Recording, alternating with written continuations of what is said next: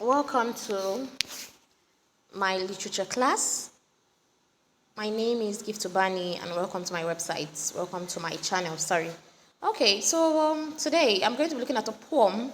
This poem is in the 2024 to 2027 Literature and English syllabus for the NECO BECE.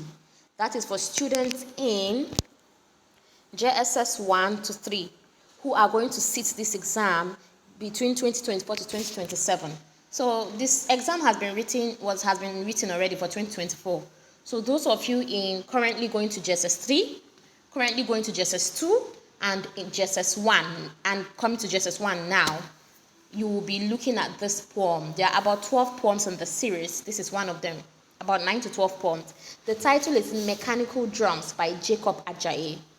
So I'm going to be summarizing the poem in this video, and I hope you enjoy it while you listen. The first off, I'm going to be reciting this poem. Okay? The foreign rascals develop a means of blocking our ears. It's ears, not ears. Making us believe under the disguise of supplying, let there be light. When their means of artificial light is gone and the return is not certain. The dreadful mechanical talking drum, nicknamed I Pass My Neighbor, rents the air, both day and night. Day at abode of livelihood, night at face me, face you abode. The improvised talking drum that voiced in million languages, waking battalions of sleeps by night. The baboon that talks in millions, like the parrots, the mechanical parrots, is an indispensable evil, creating enmity among neighbors, generating friendly enmity. Where one is when one is capacitated than the other to purchase it, I find past my neighbor. Drumming for war among colleagues instead of drumming for peace. It is better you calendurum. Do not create flame where fire is absent. It's a beautiful poem, beautifully read. I hope you got the recitation. Now, first off, let's go into an in-depth analysis of this poem. The foreign rascals. Foreign is something that is strange. Foreign is something that is not... Sorry, that was just trying to get things. Foreign is something that is strange. Foreign is something that is not local, that is not known, or that comes from outside your horizon. Now, the foreign rascals developed a means of blocking our ears, making us believe under the disguise of supplying let there be light, when their means of artificial light is gone and the return is not certain. Now, what is that thing that was developed? And now that thing was developed by foreign rascals, and that thing that was developed is blocking our ears. I'm trying to list the characteristics of this thing so that I can figure it out. And that thing now, the reason it was developed, according to the poet, is under the disguise. Meaning, when they say something is disguise, it means pretense. Okay, it's pretense. Under the pretense, under a camouflage, it's more like a pretense, according to the poet. Okay, under the disguise of making this thing is let there be light. Meaning, the people that made this thing that is blocking our ears, that was made it under the disguise, under the pretense that they want light to always be available. Now, when do they want this light to be available? When their means of artificial light is gone and return is not certain.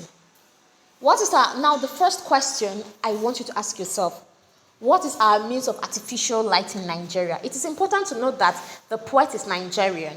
He's talking from the point of view of a Nigerian. Now, what is our means of artificial light as a country? Well, let's talk about natural light, like the sun and the moon.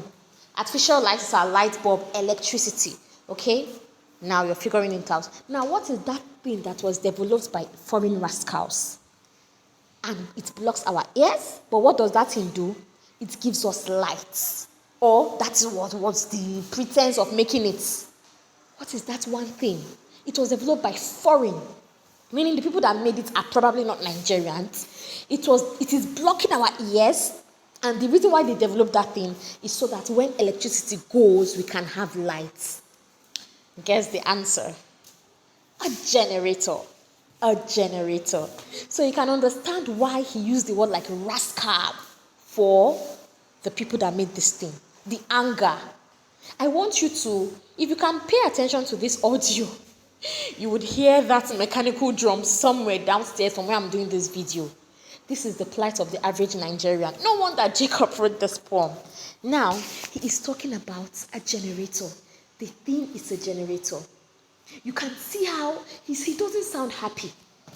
But for you, you might say, but a generator is a good thing. I mean, when there's no light, we turn it on, we have light.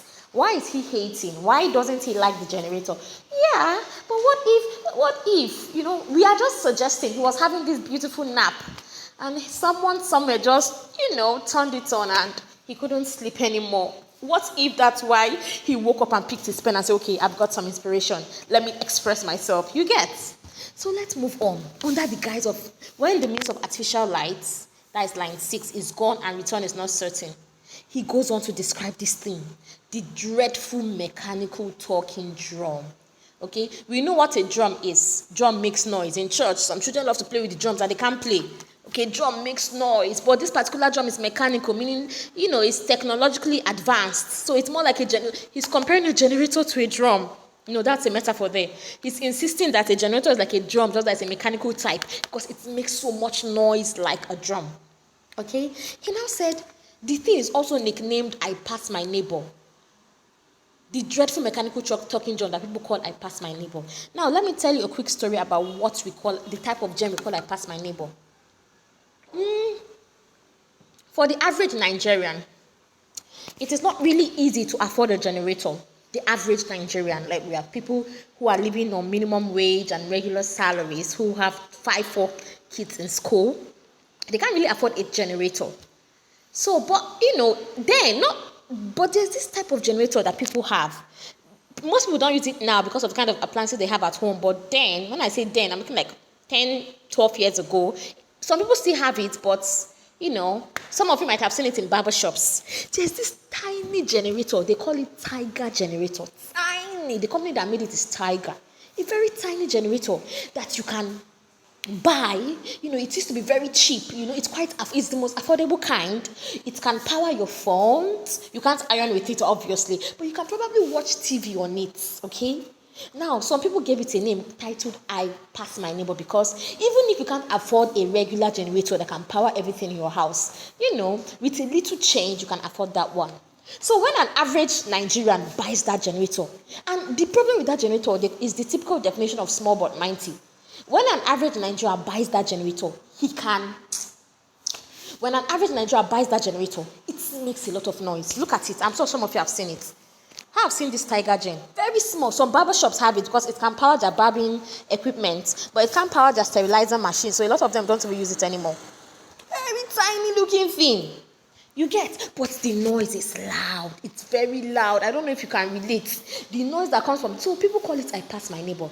Meaning, even if you don't have gen, at least you have Tiger gen. So it does a nickname. That man has bought himself one I Pass My Neighbor. Don't mind him. Are you guys getting the point? So that's the entire idea of that nickname. He now says it rends the air. Rends there is a verb, meaning the noise is everywhere. Where? It is everywhere, both day and night. Jacob is really complaining here. He goes on to say, during the day at abode of livelihood, wherever people go to earn a living, it follows you there. You go to your shop to have some peace. No, you go back home. Let's say you're at home, you work from home, remote. No, abode. He said night. At face me, face your abode. Now, the people that suffer from this kind of noise the most, for some of you, you might not be able to relate because you live in your own homes, you have your own fence, you have your own gen that is far away from the living room. So, you don't get to be disturbed a lot, but there's a kind of living situation we call face me, I face you. Some of you can relate where your house is directly facing your neighbor's house. It's more like a compound. If it's a self-con, you have your bathroom inside your room. If it's not a self-con, Then it is a shared bathroom, shared toilet, sometimes even do shared kitchen. That is the kind of compound where you have people who can afford this I pass my neighbor, this smaller one. Okay? So, face me, I look at what face me, I face you abode looks like. How many of you know this kind of houses? Imagine living somewhere like this and by this corner here, someone turns on a gen. You can't sleep now.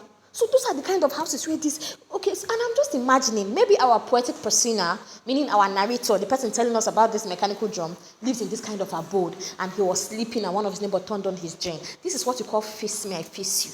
Okay? This is the kind of abode. You come out immediately and you're facing your neighbor. So they call it face me, I face you. He's living in face me, I face you. Okay, that's by the way. Now, he's saying that the improvised talking drum. It's not, he keeps calling it a drum. Jacob Ajaye sounds like a Yoruba name. So he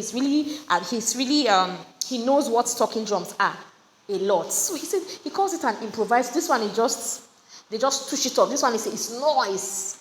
He's laying so much emphasis on the noise pollution. He keeps insisting that, using the metaphor, drum, drum, drum. That's voiced in million languages, meaning when you hear, guys, I want you to pay attention to the sound coming from my audio. Someone turned on a gen close to me, but in fact, 2 gens are turned on in a compound. I wish I can send you a photo, but I don't think I have the right to do that. 2 different generator sets. You can't even decipher the noise. The noise is million. It's making so much noise. He said, waking battalions of sleeps at night. A lot of people wake up.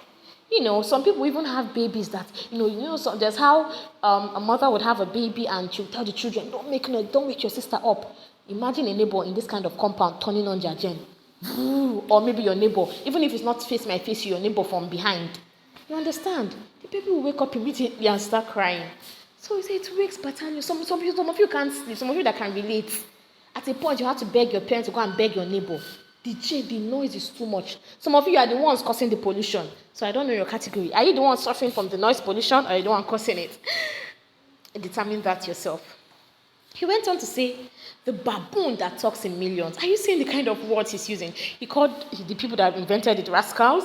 He called the drum, the generator dreadful. He now called it a baboon. What an insult. He said, like the parrots. Of course, what is an attribute of a parrot?